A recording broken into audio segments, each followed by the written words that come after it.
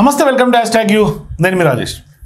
ఇవాళ ఆంధ్రప్రదేశ్లో కాశీబుగ్గలో ఉన్నటువంటి వెంకటేశ్వర స్వామి ఆలయంలో నిజంగా కూడా చాలా వరకు బాధాకరమైనటువంటి ఘటన. దాదాపుగా 10 మంది అక్కడ తొక్కిస్లాట్లో చనిపోవడం, పెద్ద ఎత్తున పూర్తి స్థాయిలో ఇవాళ అందరూ కూడా దిగ్భ్రాంతికి లోనైనటువంటి నేపథ్యంలో అసలు ఆ తొక్కిస్లాటకు కారణం ఏంటి? నిజంగానే ఇవాళ వైఎస్ఆర్సీపీ నాయకులు ఆరోపణలు చేస్తున్నట్టుగా కూటమి ప్రభుత్వంపై విషం చిమ్ముతున్నటువంటి నేపథ్యంలో ఆ తొక్కిస్లాటకు అసలు కారణం ఏంటి? నిజానికి అక్కడ ఉన్నటువంటి కూటమి ప్రభుత్వానికి లేదంటే ఆ దేవాలయానికి ఆ తొక్కిస్లాటకి ఏంటి సంబంధం? మాట్లాడదాం. మనతో పాటు విశ్లేషకులు కొత్త రవీంద్రరావు గారు మనతో పాటు జాయిన్ అవుతాం, డిస్కస్ చేద్దాం. రవీంద్రరావు గారు నమస్తే. నమస్తే. ఏంటి సార్, ఆంధ్రప్రదేశ్లో అత్యంత ప్రతిష్టాత్మకంగా ఉన్నటువంటి కాశీబుగ్గ ఆలయంలో ఇవాళ జరిగినటువంటి తొక్కిస్లాటని ఏ విధంగా చూడాలి? ఎవరు కారకులు అంటే ఏం చెప్తారు? ఇప్పుడు ఈ కాశీబుగ్గ పలాస దగ్గర ఉన్నటువంటి వెంకటేశ్వర స్వామి దేవాలయం ఇంకా పూర్తి స్థాయిలో కన్స్ట్రక్షన్ కూడా అవ్వలేదు. ఒకటి. రెండోది, ఇది పూర్తిగా నిర్మించింది ప్రైవేట్ వాళ్ళు, మేనేజ్ చేస్తుంది ప్రైవేట్ వ్యక్తులు. ప్రభుత్వ ఆధ్వర్యంలో దేవాలయం కాదు, దేవాదాయ ఎండోర్మెంట్ శాఖ కింద లేదు, పూర్తిగా ప్రైవేట్ వ్యవహారం.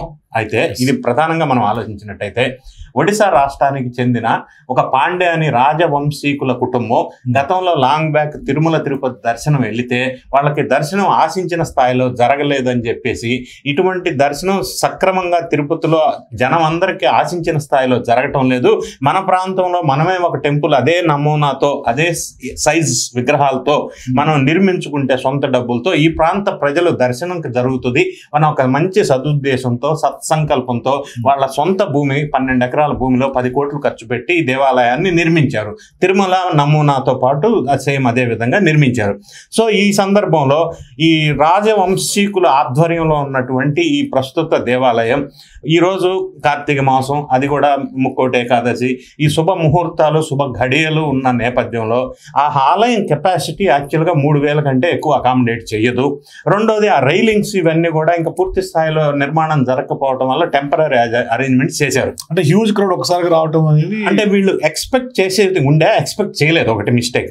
రెండోది ఏంటంటే వీళ్ళు ప్రభుత్వాన్ని ఈ విధంగా వచ్చే అవకాశం ఉంది, మాకు బందోబస్తు కావాలా, పోలీసులు కానీ కంట్రోలింగ్ సిస్టమ్ కానీ అని వీళ్ళు వాళ్ళకి ఇన్ఫర్మేషన్ ఇచ్చి ఏదన్నా రిక్వెస్ట్ చేసి ఉంటుంటే పోలీస్ బందోబస్తు వచ్చి అరేంజ్మెంట్స్ చూసి కొద్దిగా కంట్రోల్ చేస్తే ఈ విధంగా జరిగి ఉండేది కాదు. ఇన్ఫర్మేషన్ లేని కారణంగా ప్రభుత్వ ఆధ్వర్యంలో ఎవరో కూడా దీనికి ముందుకు తెలియదు కాబట్టి, అంటే వాళ్ళు కూడా ఎక్స్పెక్ట్ చేయలేదు, తెలియదు, వాళ్ళు ఎక్స్పెక్ట్ చేయలేదు.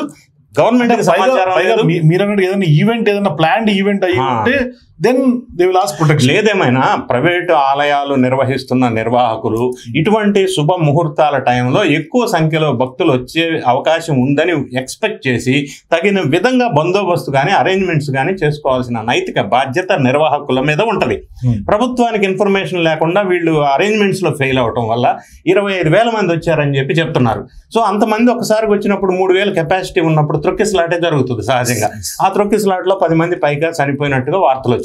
సరే, ఈ వార్తలు వచ్చిన వెంటనే బాధ్యత గల కూటమి ప్రభుత్వం వాళ్ళు వెంటనే యంత్రాంగాన్ని అందరిని అక్కడికి పంపించి మరి ఆ ప్రాంత ఎమ్మెల్యే కానీ లేకపోతే మినిస్టర్స్ కానీ హుటాహుటిన ఘటనా స్థలానికి వెళ్ళి ఈ బాధిత కుటుంబాలను ఏ విధంగా ఓదార్చాలా, ఏ విధంగా హెల్ప్ చేయాలా, చనిపోయిన కుటుంబాలను వెంటనే ఏ విధంగా చర్యలు తీసుకోవాలా అనేది వెంటనే చకాచకగా జరిగిపోతా ఉన్నాయి.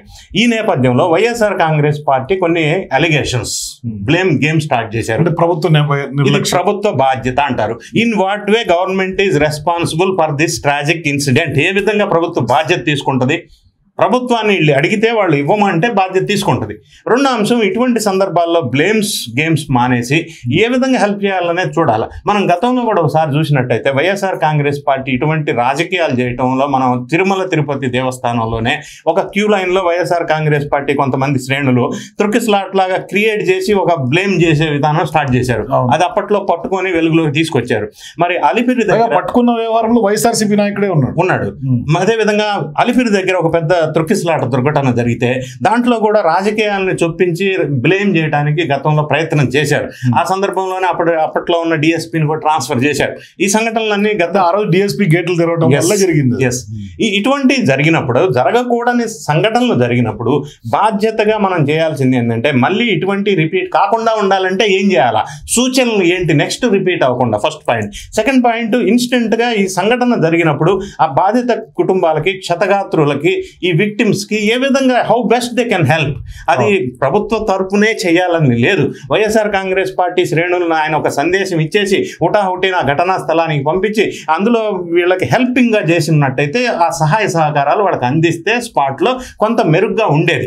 ఇంకొక అంశం ఏంటంటే ఇది ఇంత పెద్ద ఇన్సిడెంట్ జరగటం అనేది ప్రధానమంత్రి గారి దాకా కూడా ఇన్ఫర్మేషన్ వెళ్ళటం, ఆయన చేత వీళ్ళ చనిపోయిన కుటుంబాలకి 2 లక్షలు ఎక్స్గ్రేషియా కాంపన్సేషన్ ప్రకటించడం, ప్రభుత్వం వారు కూడా దాన్ని ఏం చేయాలా కూటమి ప్రభుత్వం ఆంధ్రప్రదేశ్ వాళ్ళు పరిశీలిస్తూ ఎలా చేయాలనేది చర్చలు జరుపుతూ ఘటనా స్థలంలోనే ఉండి ఆ ప్రాంతంలో అన్ని పరిసరాలన్నీ చక్కదిద్దే కార్యక్రమాలు చేస్తున్నారు. దీన్ని అభినందించాల్సిన వైఎస్ఆర్ కాంగ్రెస్ పార్టీ అన్నసరిగా బ్లేమ్ గేమ్ స్టార్ట్ చేసేసి అట్లా ఇట్లా అనేది బాధ్యత ప్రభుత్వానికి అనేది, ప్రభుత్వం బాధ్యత ఏ విధంగా అవుతుంది ప్రైవేట్ వాళ్ళు నిర్వహిస్తున్న దేవస్థానంలో? ఇట్లాంటి బేస్లెస్ అలిగేషన్స్ చాలా వరకు ప్రైవేట్ దేవస్థానాలు ఉంటాయి, కానీ దానికి ప్రభుత్వానికి లింక్ పెట్టడం కూడా కరెక్ట్ కాదు. అంటే ప్రభుత్వం ఆధీనంలో లేకపోయినా వీళ్ళు గవర్నమెంట్ వాళ్ళని ఇది అడిగితే వాళ్ళు ఇవ్వకపోతే అప్పుడు ప్రభుత్వం సహాయం చేయలేదని అనొచ్చు. అట్లా చేయకూడదు కదా. ఇంకొక అంశం, ఇప్పుడు అంటే ఇటువంటి సందర్భంలో మనం నిజాన్ని కూడా ఒప్పుకోవాలా, ఆ ప్రాంతానికి సంబంధించిన డాక్టర్ సీదిరి అప్పలరాజు ఆయన బై ప్రొఫెషన్ డాక్టర్ కాబట్టి ఆయన కూడా ఈ ఘటనా స్థలంలో ఉండి ఒక డాక్టర్ గా కూడా పర్యవేక్షిస్తున్నాడు. కానీ ఆయనే ప్రభుత్వం పర్యవేక్షిస్తూనే దీన్ని ప్రభుత్వ నిర్లక్ష్యం అంటాడు ఆయన మళ్ళీ. సో ఇటువంటి అంటే బ్లేమ్ గేమ్ స్టార్ట్ చేసి ఇటువంటి పరిస్థితులు మంచి. ఇటువంటి వ్యవహారాన్ని జరిగింది ట్రాజిడిక్ ఇన్సిడెంట్, ఎవరు ఊహించింది కాదు, ఎవరు ఎక్స్పెక్ట్ చేసింది జరగకూడదని భావిస్తారు అందరూ కూడా. కానీ దాన్ని కూడా రాజకీయం చేసి ప్రభుత్వం మీద దుమ్మెత్తి పోయటాన్ని ఎట్లా చూడాలి? ఇప్పుడు ఒక విషయం, ప్రభుత్వం మీద దుమ్మెత్తి చేయటం, ఫేక్ వీడియోస్ ప్రచారం చేయటం, ఇట్లా దుష్ప్రచారం చేయటం, బ్లేమ్ గేమ్ చేయటం అనేది వైఎస్ఆర్ కాంగ్రెస్ పార్టీ ఆ బస్సు దుర్ఘటన కర్నూలు సంఘటన కావచ్చు, కందుకూరులో చనిపోయిన సంఘటన కావచ్చు, ఎక్కడ ఏ సంఘటన జరిగితే ఆ సంఘటనకి ఇటువంటి బ్లేమ్ చేయటం సహజంగా చేస్తున్న వ్యవహారం మనం చూస్తున్నాం. ఆంధ్రప్రదేశ్ లో చీమ చిట్టుకుమన్నా కూడా ప్రభుత్వానికి సంబంధం ఉంది అని అంటున్నారు. అంటే ఏ విధంగా క్రియాశీలక పాత్ర పోషించాల్సిన ప్రతిపక్ష హోదా లేని వైఎస్ఆర్ కాంగ్రెస్ పార్టీ ఇటువంటి సందర్భాల్లో కూడా రాజకీయం కోసం వరద రాజకీయం లేదా శవ రాజకీయం, కుల రాజకీయం, ఆఖరి తుఫాను కూడా రాజకీయం చేశారు. కుల రాజకీయం, తుఫాను హేళన చేసి చూశారు. అది ప్రకృతి విపత్తు సంభవిస్తే మ్యాన్ మేడ్ డిజాస్టర్ అంటాడు ఆయన జగన్ రెడ్డి గారు. ఎవడో మ్యాన్ మేడ్ డిజాస్టర్ క్రియేట్ చేసింది మరి అది చెప్పడు. పైగా దిగ్విజయం ఎదుర్కొన్నారు కూడా టెక్నాలజీ ద్వారా మాక్సిమం కంట్రోల్ చేయగలిగారు. దాన్ని అందరూ అభినందిస్తున్నారు. సరే, ఇటువంటి దుర్ఘటన జరగటం విచారకరమైన అంశం. దాన్ని వీళ్ళు క్రియాశీలక పాత్ర పోషించి జరగకుండా ఉండాలంటే ఏం చేయాలో సూచనలు ఏమన్నా ఉన్నాయా? నంబర్ 1. నంబర్ 2, ఈ సందర్భంలో ఆ బాధిత కుటుంబాలను ఏ విధంగా ఆదుకోవాలా? వైఎస్ఆర్ కాంగ్రెస్ పార్టీ తరపున ఏమన్నా విరాళాలు ప్రకటిస్తారా? అంటే గతంలో చాలా వరకు కూడా ప్రతిపక్ష పార్టీలు ఇటువంటి కుటుంబాలు కలిసి వాళ్ళకి ఆదుకునే వాళ్ళు, హెల్ప్ చేసేవాళ్ళు. ఇప్పుడు ఫార్మాలిటీ పోయిందని మీరు అంటున్నారు. గతంలో విజయవాడ వరదలకు వచ్చినప్పుడు, రీసెంట్ వరదలు వచ్చినప్పుడు వైఎస్ఆర్ కాంగ్రెస్ పార్టీ వాళ్ళు ₹1 కోటి విరాళం ప్రకటించారు. ఇవ్వలేదు. ఎవరికి ఇచ్చారు తెలదు, ఎవరికి తెలియదు. తర్వాత ఎవరికి ఇచ్చారు అని అడిగితే పాల ప్యాకెట్లు, మజ్జిగ ప్యాకెట్లు, వాటర్ ప్యాకెట్లు పనిచేసాక ₹1 కోటి ఖర్చు అయినాయి అన్నారు. సరే, పర్వాలే. ఇప్పుడు ఇటువంటి సందర్భంలో విరాళాలు ఇస్తారా?